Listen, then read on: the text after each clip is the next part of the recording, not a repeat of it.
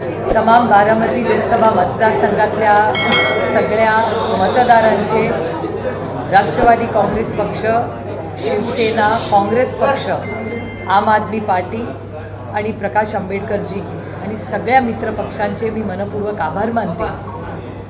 आणि खरं तर हा निर्णय जो आता हातात आला आहे,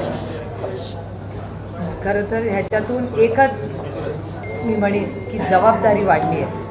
आणि आज आमच्या ह्या गुलालामध्ये आपणही सगळे सहभागी झाला, ह्याबद्दल मनपूर्वक आभार मानते। रामकृष्ण हरी।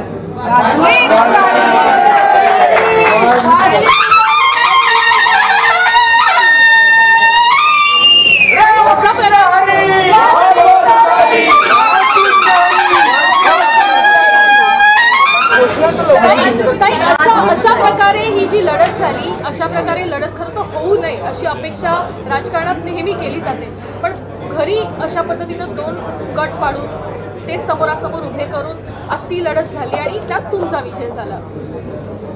माझी लढाई ही एक वैचारिक लढाई होती, जे मी सातत्याने माझ्या पूर्ण कॅम्पेनमध्ये म्हणलेले। माझी लढाई ही वैचारिक असते आणि कधीही मी वैयक्तिक टीका भारतीय जनता पक्षावरही कधी फ्लोअर ऑफ द हाऊस किंवा संसदेत ही केलेली नाही, कारण का माझी वैयक्तिक कुणाचीच लढाई नाही आहे। ही एक वैचारिक लढाई आहे आणि त्याच्यामध्ये महागाई, बेरोजगारी आणि भ्रष्टाचार या ज्या पद्धतीने महाराष्ट्र आणि देशाच्या जनतेने दाखवून दिलं आहे की हे देशासमोरची सगळ्यात मोठी आव्हानं आहेत, म्हणजे महागाई, बेरोजगारी आणि भ्रष्टाचार। आणि ज्या पद्धतीने भारतीय जनता पक्षाचे खासदार हे आमच्या समोरच बोललेले आहेत की संविधान बदलायची भाषा जी त्यांनी काढली, आणि ज्या पद्धतीने आईस म्हणजे इन्कम टॅक्स, CBI आणि EDचा जो वापर, गैरवापर, हा सगळ्याला मला वाटतं महाराष्ट्र आणि भारताच्या जनतेने त्याचं उत्तर दिलं। राजकारणात पहिल्यांदाच निवडणूक लढलेल्या आहेत, त्यांनी जी लढत दिली त्याबद्दल तुम्ही काय म्हणता? माझी लढाई वैयक्तिक कुणाचीच नव्हती, माझी वैयक्तिक लढाई NDAशी होती। त्याच्यामुळे कोणीतरी कॅन्डिडेट उमेदवार माझ्या विरोधात उभा राहणार तर तो NDAचा कॅन्डिडेट होता माझ्या। तुम्ही जसं म्हटलंय की भ्रष्टाचार, बेरोजगारी हे महत्त्वाचे मुद्दे होते, महागाई हे महत्त्वाचे मुद्दे होते, पण कुठेतरी मूळ सरकार जे आहे ते या मुद्द्यावरून भरकटत चाललं होतं का? वेगळ्याच मुद्द्यांकडे ही लढाई जी आहे ती नेण्याचा प्रयत्न केला गेला होता का? आता जे त्यांनी केलं ते केलं, आम्ही आमचे मुद्दे सोडले नाही। ही लढाई जी होती ती पवार विरुद्ध पवार होती। जेव्हा ही निवडणूक झाली तेव्हा सुद्धा तुम्ही अजित पवारांच्या घरी गेलेला होता तुमच्या काकींना भेटायला। आता हा विजय झाल्यानंतर तुम्ही अजित पवारांना आणि तुमच्या वहिनींना काय सांगता? मी त्यांच्या घरी नाही, मी माझ्या घरी गेले होते। ते पवार फॅमिलीचं घर आहे, जेवढं माझं घर आहे तेवढंच रोहितचं आहे, तेवढंच रेवतीचं आहे, आमच्या सगळ्यांचं फॅमिलीचं घर आहे, ते वैयक्तिक कोणाचंच घर नाही। आणि माझ्या काकी राहतात, त्याच्यामुळे माझ्या काकींचं घर आहे।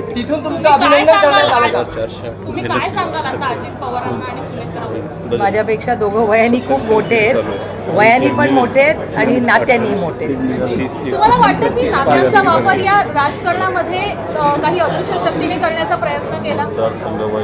अदृश्य शक्ती काय काय करू शकते आपण सगळ्यांनी पाहिलेलंच आहे, त्याच्यामुळे आता अदृश्य शक्ती त्याबद्दल अजून काही मी बोलणं मला वाटत नाही संयुक्तिक राहील। आदरणीय पवारसाहेब नक्कीच उद्या दिल्लीला जाणार आहेत, आता त्याच्या डिटेल्सची वाट बघतोय आम्ही, किती वाजता कुठे। मॅडम, ज्या पद्धतीनं खरं तर वोटिंग झालं, जे आकडे समोर आले, अत्यंत मोठं यश आपण खरं तर इंडिया आघाडीला म्हणू शकतो। कुठेतरी देशाचं नेतृत्व बदलण्यासंदर्भातली बैठकीमध्ये चर्चा होऊ शकते का, किंवा त्यासाठीचे प्रयत्न होऊ शकतात? हे आत्ता नाही मी सांगू शकत मीटिंग झाल्याशिवाय, पण हे राष्ट्रवादी काँग्रेस पक्षाच्या सगळ्या कार्यकर्त्यांचं आणि आमच्या मित्र पक्षाची मेहनत याच्या मागे आणि माननीय जयंतरावांच्या नेतृत्वाखाली आम्ही महाराष्ट्रात हे लढलो आहे। त्याच्यामुळे ह्या सगळे आमच्या कॅप्टन इथे बसलेले आहेत, त्याच्यामुळे सगळं आमच्या कॅप्टनला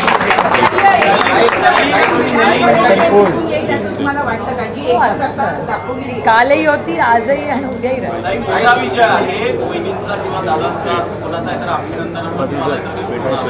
नाही, मला फोनच गेला, म्हणजे नंतर आम्ही काउंटिंग हे ते ह्या सगळ्यामध्येच गडबडीत आहोत सर। आणि तुम्ही बघताय कार्यकर्त्यांचा एवढा उत्साह आहे आणि बाकीचे आमचे कॅन्डिडेट्स किती निवडून येत आहेत, या सगळ्याच्या मध्ये आम्ही बसतो।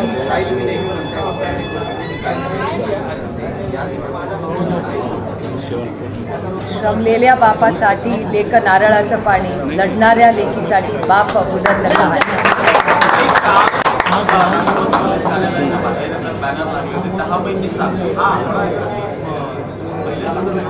कॅप्टनला विचारा. हिंदी करू का? झालं मराठी हिंदी में हिंदी में तो इथे तीन ताई मालूम नको. हिंदी में बता दीजिए कि आज जीत पर आपका पहला रिएक्शन, पूरे देश की नजर आपकी कॉन्स्टिट्यूएंसी में थी, उस जीत पर आपका रिएक्शन, डबल रिएक्शन आपका. नहीं, ये तो पूरा क्रेडिट महाविकास आघाड़ी और हमारे जो मित्र पक्ष है और तमाम कार्यकर्ता जिन्होंने मेहनत की उनको जाता है. सर नहीं, एक सवाल ये है कि पवार वर्सेस पवार करने की कोशिश की गई. उस वक्त आपने कहा कि ये सब बीजेपी कर रही है, इसके पीछे बीजेपी. अब खुद बीजेपी जो है इस वक्त 240-45 के आसपास है, उनके पास भी वो फिगर नहीं जहाँ वो अकेले के दम में सरकार बनाए. तो बीजेपी हमेशा प्रेशराइज करती रही. क्या अब लगता है कि परिवार पास आ सकते हैं, अब वो दूरियाँ जो शायद बीजेपी के प्रेशर की वजह से बनी वो कम हो सकती है? एक तो ये लड़ाई वैचारिक थी, ये हमारी कोई फैमिली की लड़ाई नहीं थी. और मेरे ख्याल से कल इंडिया की मीटिंग है कल दिल्ली में, तो तब बहुत सारे और कल तक सारे रिजल्ट्स आ जाएंगे. उसके बाद हम सब इंडिया आघाड़ी की मीटिंग में जो चर्चा होगी उसके बाद ही इसके बारे में मैं कुछ बोल पाऊँगी. अजित पवार को आप क्या कहना चाहेंगी? जब प्रचार चला तो जिस तरीके की उन्होंने भाषा का इस्तेमाल किया, जिसका कंटेंट उनके भाषण का रहा, वो आपके लिए दुख देने वाला रहा होगा कि पिछले स्तर पर तो जाने की ज़रूरत नहीं है. मेरे ख्याल से मुझ पे जो संस्कार हुए अपने उम्र से और ओहदे से बड़े, उनके बारे में कभी कुछ कहना नहीं चाहिए. इसके अलावा ये है कि हम अगर राष्ट्रीय स्तर पर देखें तो उमर अब्दुल्ला हारते हुए हमें नज़र आते हैं. कन्हैया कुमार जो हैं वो दिल्ली से बहुत तगड़ा टक्कर दे रहे थे, वो नहीं आ जा पाए. आपकी स्थिति इतनी अच्छी नहीं रही दिल्ली में.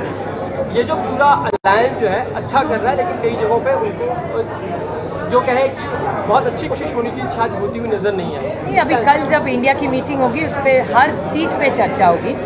और कहाँ कहीं भी अभी देखिए, आप भूल रहे हैं कि यूपी में कितना बड़ा अच्छा किया है. तो अखिलेश जी और राहुल जी ने जो काम, और प्रियंका जी का बहुत बड़ा कंट्रीब्यूशन था इसमें.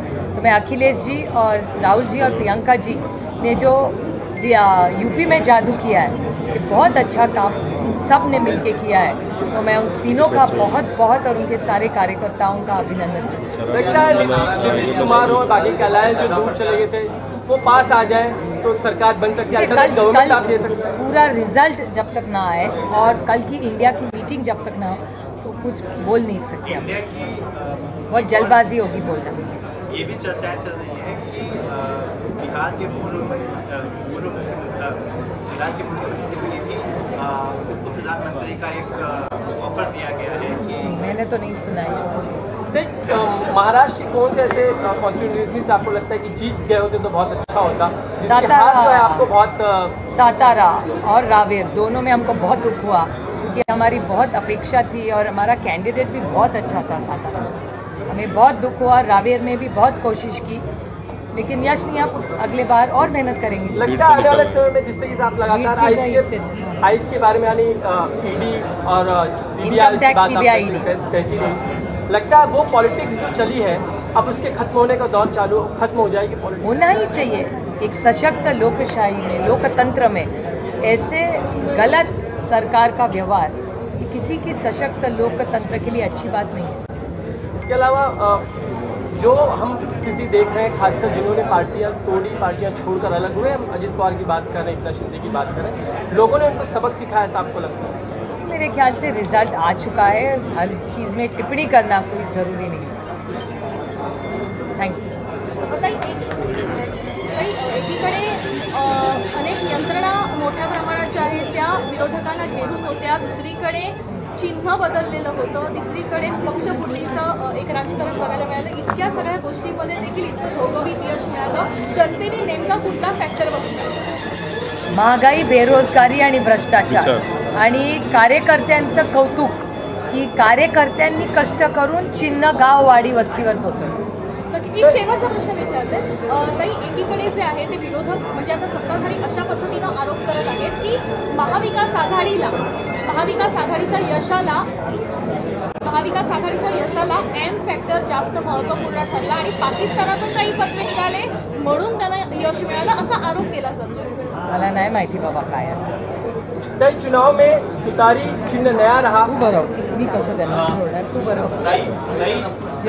एक आखिरी सवाल है. साहेब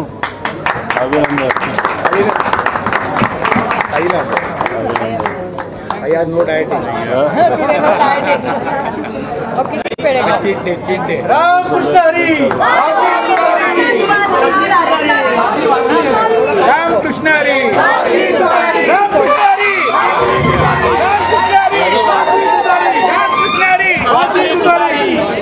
अजून एक काही एक आखिरी सवाल. तुम्ही इथं बसून यांनी फार काम केलंय. वाढदिवस पण आहे. अरे वा वा, केक नाही आणला का कोणी मग? अजून एक इकडे हा वर्माजी पेढा नाही का? पुरा द्या त्यांना.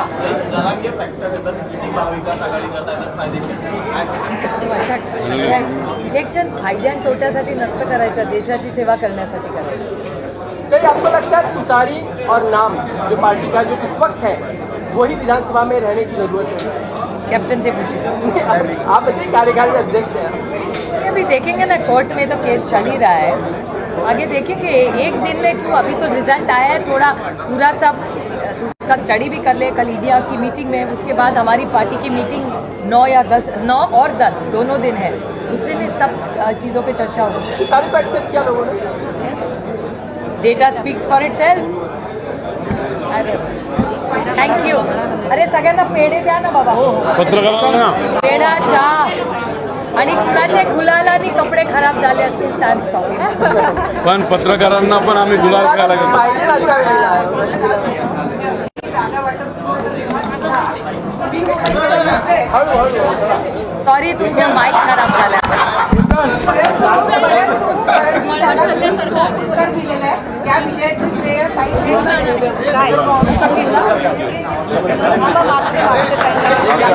नवनवीन बातम्या बघण्यासाठी आमच्या चॅनलला सबस्क्राईब करायला विसरू नका.